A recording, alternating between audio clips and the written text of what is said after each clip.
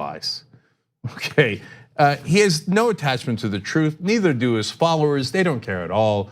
They're like, oh my God, Daddy Trump, I'm so scared. What will Pelosi do to us? I need a safe space, Donald. I need a safe space. Please protect us from the bad old mean Nancy Pelosi. You guys sound so tough. Anyway, to the substance of it, look, it's actually worse than what even the reporter there pointed out. The Democrats actually offered $25 billion, 5 times what Donald Trump is asking for border security last time around. But Trump is such an idiot negotiator, he turned it down because he thought he was going to get a better deal. No, I make the best deals, Cenk. Out of the deal is you turn down 5 times as much, and later you beg and beg for 1/5 of it. And then you declare national emergencies based on lies. And then you send the military to go build wires. He's so tired of winning. Yeah, okay, you're such a great negotiator. Hey, if you want to criticize Democrats for offering $25 billion last year for problems that are not emergencies that existed before or are not going to get solved by further walls or fences, I think that's a legitimate criticism of both Chuck Schumer and Nancy Pelosi. If you want to lie about them and say they don't care about border security and they've never offered money for it, that's a different matter. But no one in their right mind doesn't think that Donald Trump is a liar. Everyone knows Donald Trump's a liar, including his own supporters. But in the mainstream media, we have to play games. Some do a good job of pointing out the lies, like the story that I just referenced. But they all go back to saying, no, but you can't call him a liar. We have to say, well, maybe he prevaricates or got confused on every single issue he's ever talked about. So no, as usual, he's lying here about Pelosi and the Democrats, and it's all for political theater. And so MAGA guys, I hope you enjoy wasting our money. That's taxpayer money that you're throwing down the toilet by building a tiny portion of a wall with steel slats or a beaded curtain or whatever it is that you think is gonna help you sleep at night because you're so unbelievably scared. Thanks for watching this free clip of the Young Turks. Don't forget to become a TYT member today. For more exclusive content, join now at tyt.com/join.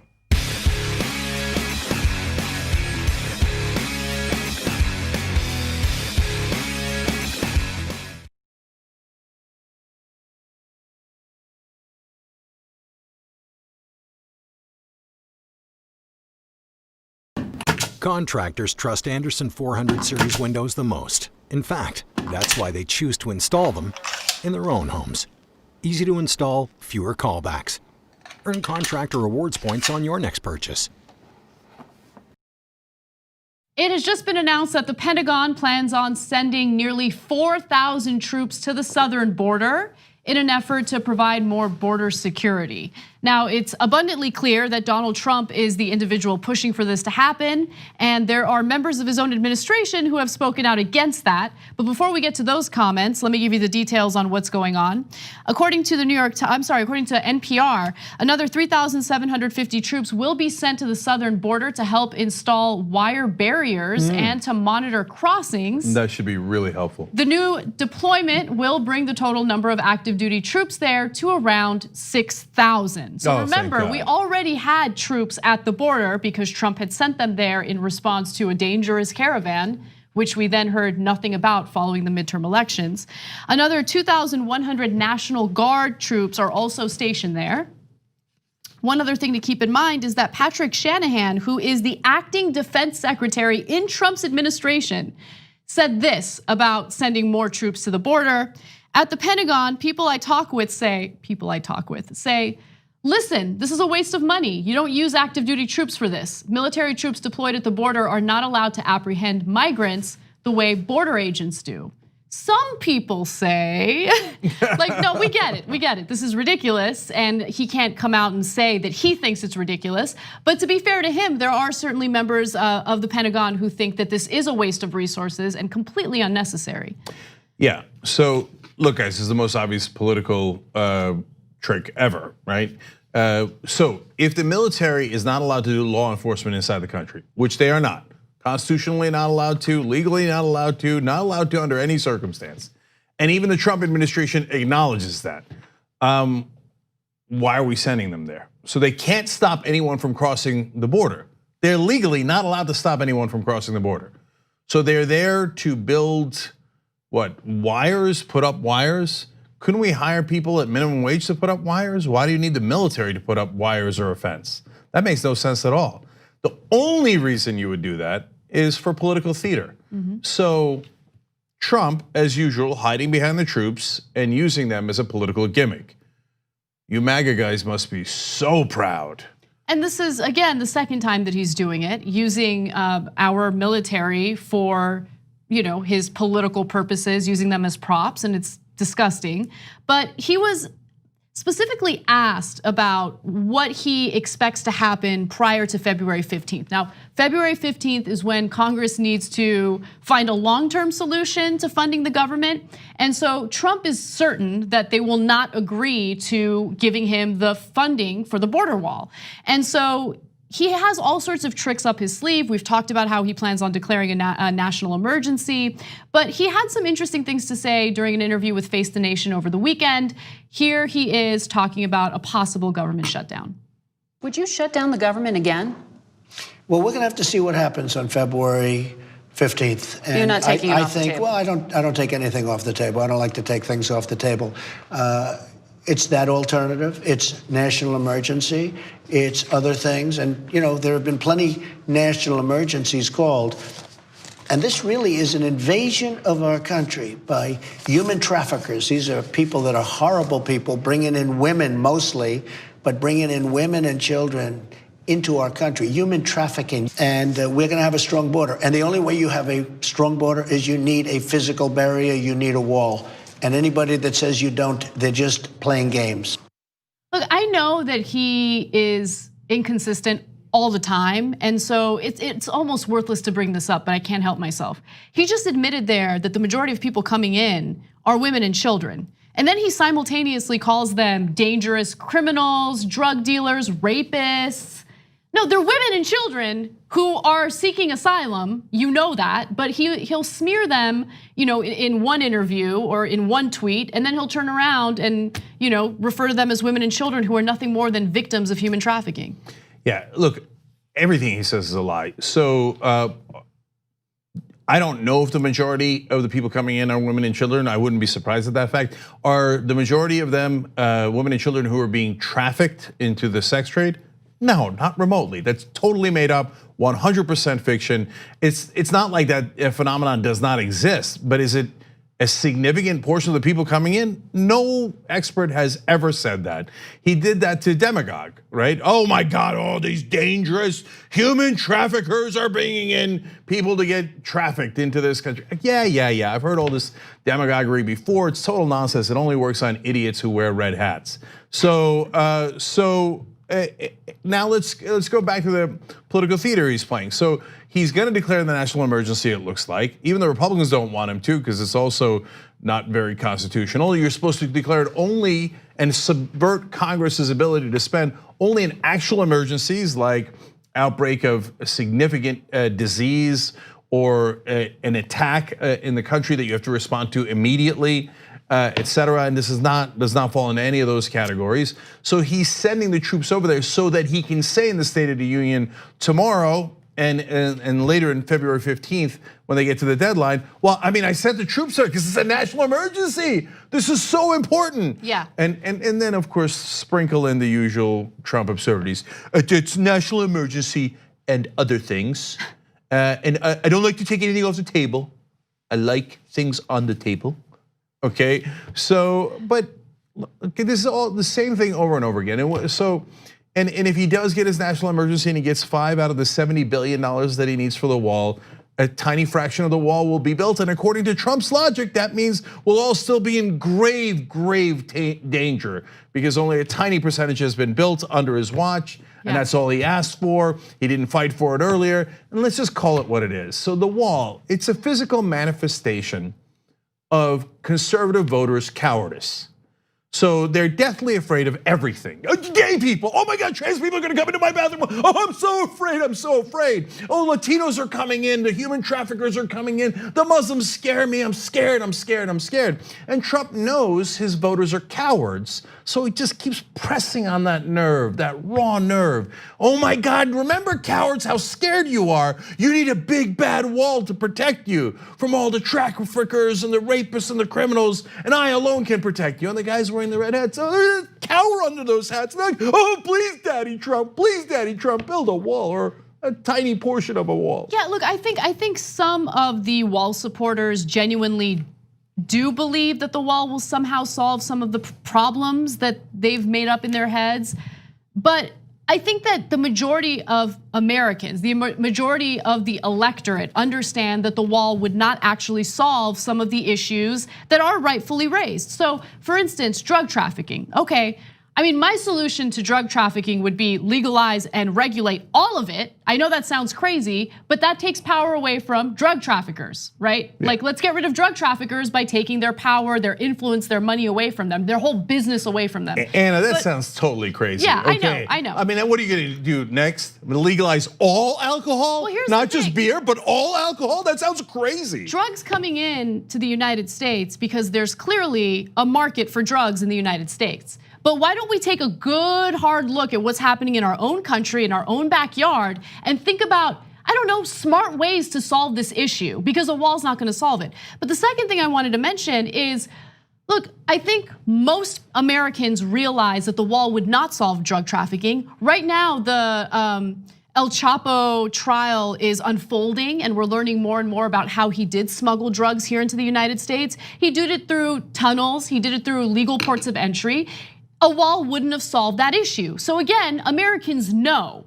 But with that said, Trump keeps regurgitating the same nonsense talking point as if he even cares about people who are addicted to drugs or cares about Americans in general. All he cares about is constructing his hate monument so he could turn back to his base. He can turn back to Ann Coulter and Rush Limbaugh and be like, please stop bullying me. I built your stupid wall. The TYT Plus app is now available on iOS and Android.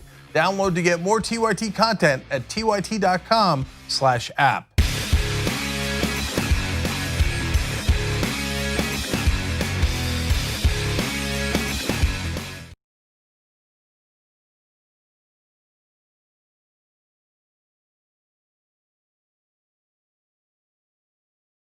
Contractors trust Anderson 400 series windows the most. In fact, that's why they choose to install them in their own homes. Easy to install, fewer callbacks. Earn contractor rewards points on your next purchase. Grammy-nominated musical artist, and rapper 21 Savage has been arrested by ICE. Apparently, he came into the country with a legal visa, but then overstayed his visa. He is a citizen of the UK, and he is now facing deportation proceedings as a result of overstaying his visa. Melania Trump, there is excellent, credible evidence that she also violated her visa, to which I say, send her back.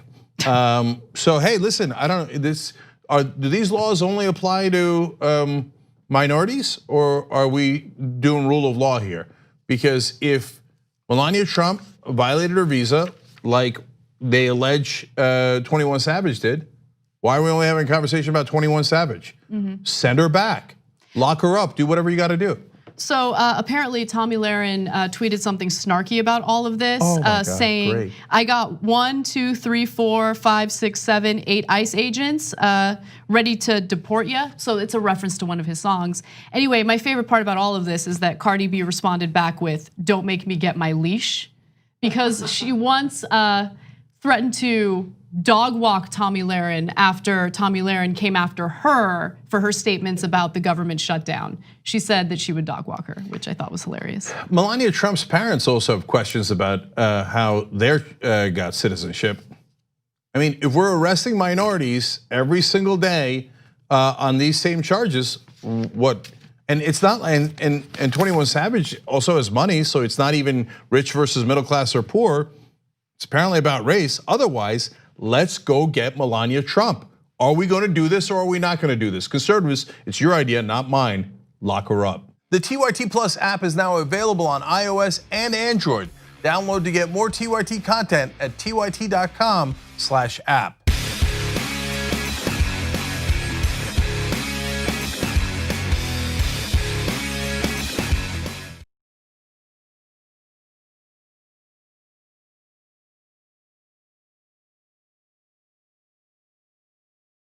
Right now at Tires Plus, you can get a $30 reward on any Interstate battery.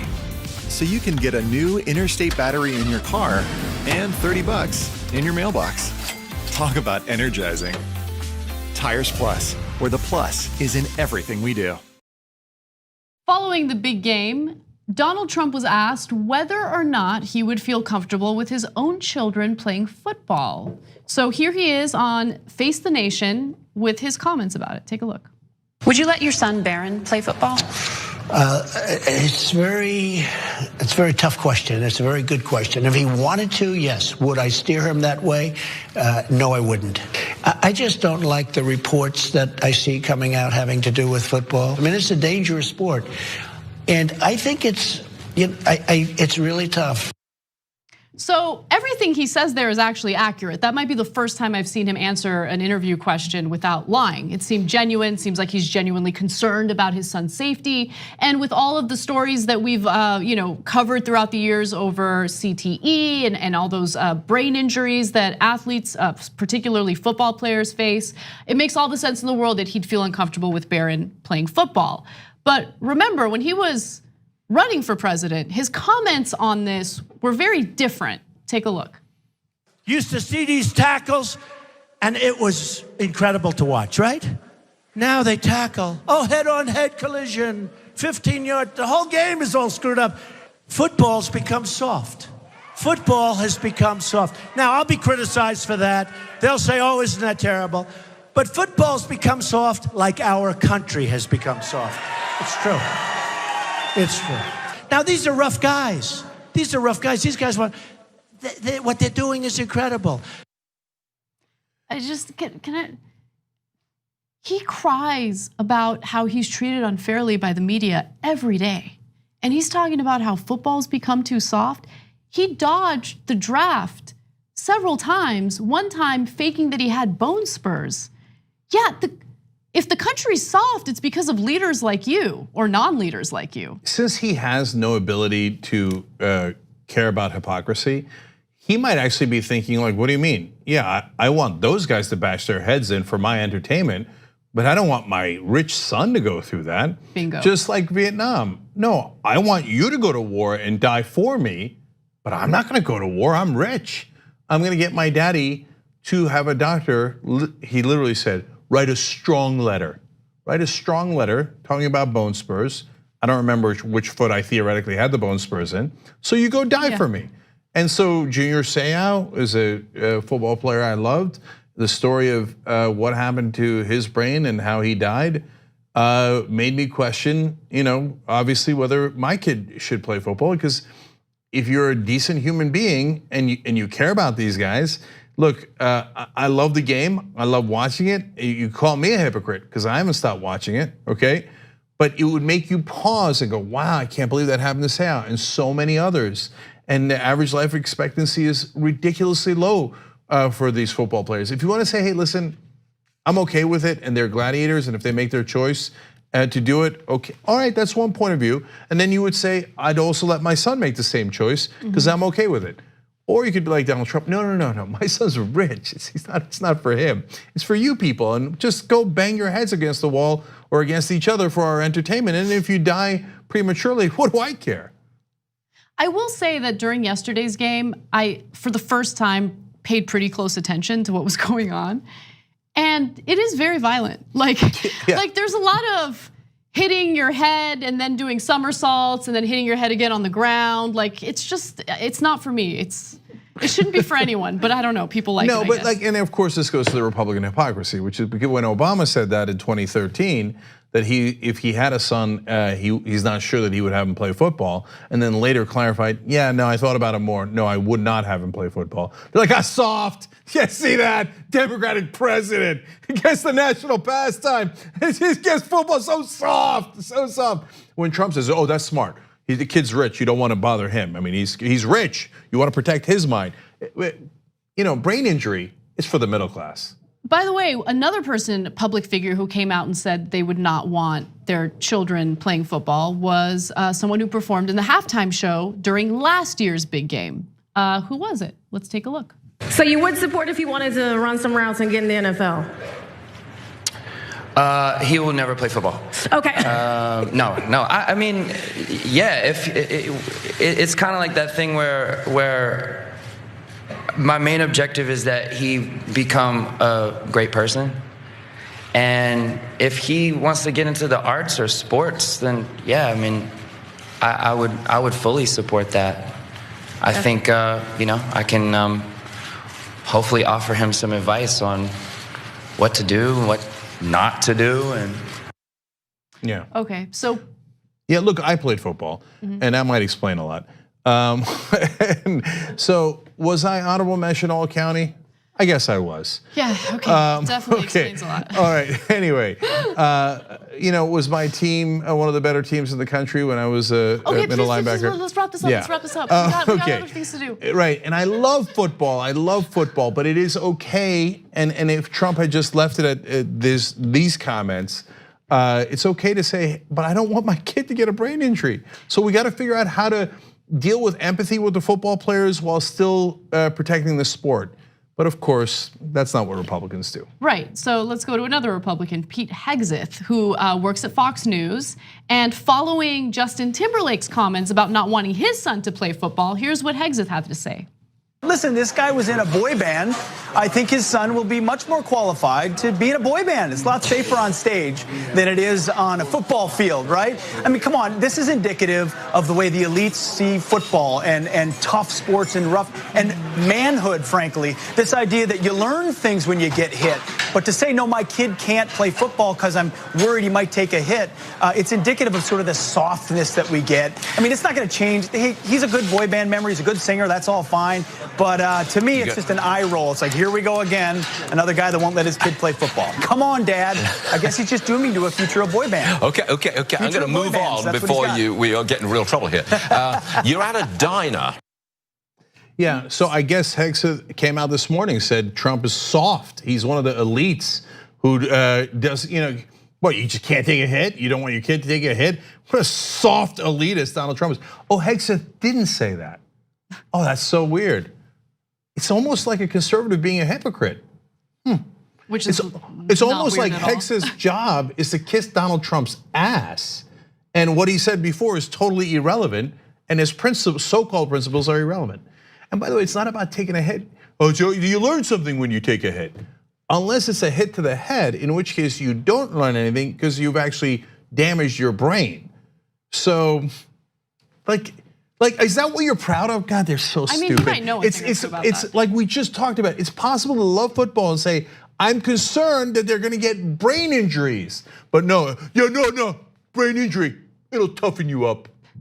It'll make you hard. That's what you want. You want a brain injury. Yeah, that's it. Oh, but not for Donald Trump's kids, because they're rich and elite. Thanks for watching this free clip of the Young Turks. Don't forget to become a TYT member today. For more exclusive content, join now at tyt.com/join.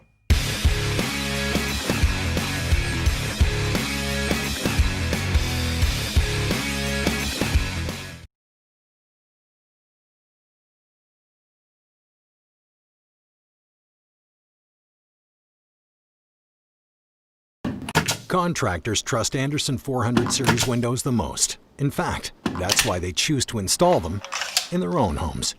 Easy to install, fewer callbacks. Earn contractor rewards points on your next purchase. Turning Point USA, which is a conservative organization spearheaded by Charlie Kirk, is supposed to be all about millennials. It's supposed to reach out to the conservative millennial community, and it's supposed to, help them out, tell them that they have a voice. And they have all sorts of weird events that they do. They also have a professor watch list where they go after left-leaning or liberal professors, which is terrible. But nonetheless, what do the analytics in regard to their content really say about their audience? Are they really popular with millennials? Are millennials reaching out to get more information about their content? No, okay. So on Facebook, they post all sorts of memes and videos, and Jordan Uhl looked into the impressions and specifically the demographics that this content resonates with. And here's what we found. So conservative college Turning Point USA Facebook ads are almost exclusively reaching boomers. It's all old Gen Xers and boomers, incredible. And so we have some specific examples for you. Let's take a look at one of these memes. The meme reads, as government chips away at our constitutional rights, the people will be too distracted to notice or care. So there's a bunch of teens looking down at their phones. But if you look at the, the gender and the age, well, specifically the age, that's the most relevant part. The majority of people fall under 45 to 64 years old, or actually 45 to 65 plus. And that's true of every other meme or video that they post. So let's take another look at, another one. Before we get to that one though, I just want to note, because it is sometimes a little hard to read. 18 to 34, well, under 18 is 0%. That's already fun. 18 to 34 is 1%. 25 to 34, which is not that young, 4%.